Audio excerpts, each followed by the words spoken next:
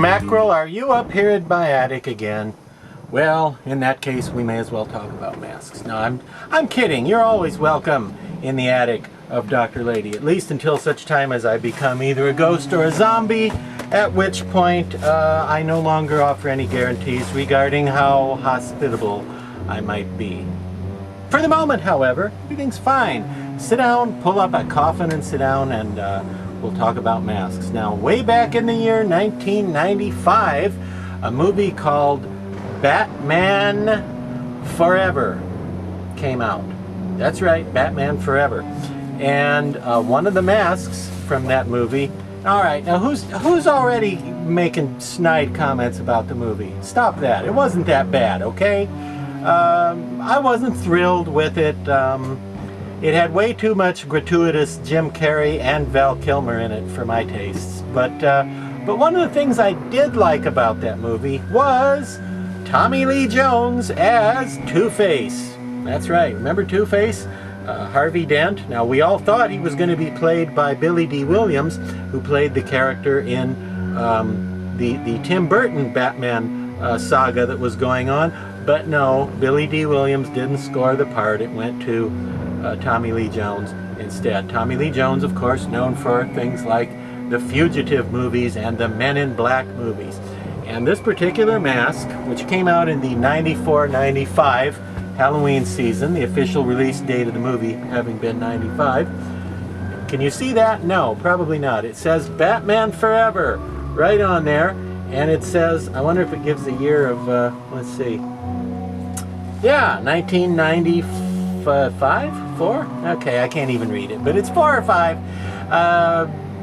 is when it came out. Now, the great thing about the mask, which was put out by the good folks at Cinema Secrets, is that it was sculpted by none other than one of the all-time best, nicest, and most talented and kindest, all-around greatest guys in the history of masks, Henry Alvarez. Henry sculpted this mask for Cinema Secrets, who put out 2 versions of it.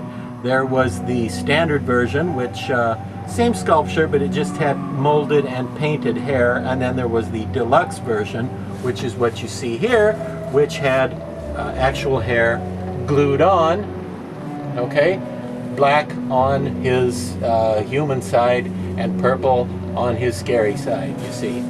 And well, like I said before, I like this character a lot. I thought he was a good combination of scary and campy and funny and crazy, and I thought he worked really well as a Batman villain. And the character took on even greater dimensions for me personally in late 2012, when one half of my face was disfigured. And well, let's not talk about that. It was the other side, though. See, instead of this side, it was this side, but never mind. That's all behind us now, like, thank goodness, Val Kilmer as Batman. But anyway, this mask from Cinema Secrets, 2 versions available, very hard to find these days. I never see one on Feebay or any of those places turn up. I do see a lot of other Cinema Secrets products, like the Bram Stoker's Dracula, Mary Shelley's Frankenstein. Some of those. Don't really see the Batman stuff turning up too often these days. But if you do find one, lucky you, because it's a nice mask, I think. And poured kind of thin, not really what high-end collectors consider the cream of the crop quality-wise, but pretty good, pretty respectable, you know. And the hair, I never cared for the type of hair Cinema Secrets was using around this time, because it was this shiny, plasticky stuff, but it kind of works on this character, because on his normal side, he kind of looks like a guy who would wear like Brill cream or something, you know, have kind of oily hair and have his hair greased back, slicked back. It kind of works. And then instead of using purple hair, as you can see, I think you can see on in your video look at device, I think you can see they just applied purple paint to the hair. So it looks quite a bit like he looked in the movie, and the likeness, of course, since it came from Henry, is absolutely excellent in terms of the sculpture. And I would like to thank my good buddy Dan Roebuck for scoring me this particular copy of the Two-Face mask many years ago because I don't know if you can see this. It says right on there, it says all my best, and it's got my name on it, and it says from Tommy Lee Jones. Can you see that? Maybe you can't see that, but maybe you can.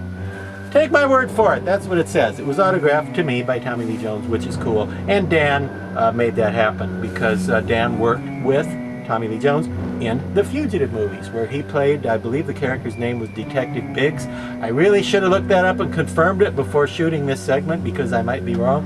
I think that was Detective Biggs was Dan's character who worked with Tommy Lee Jones in the Fugitive movies.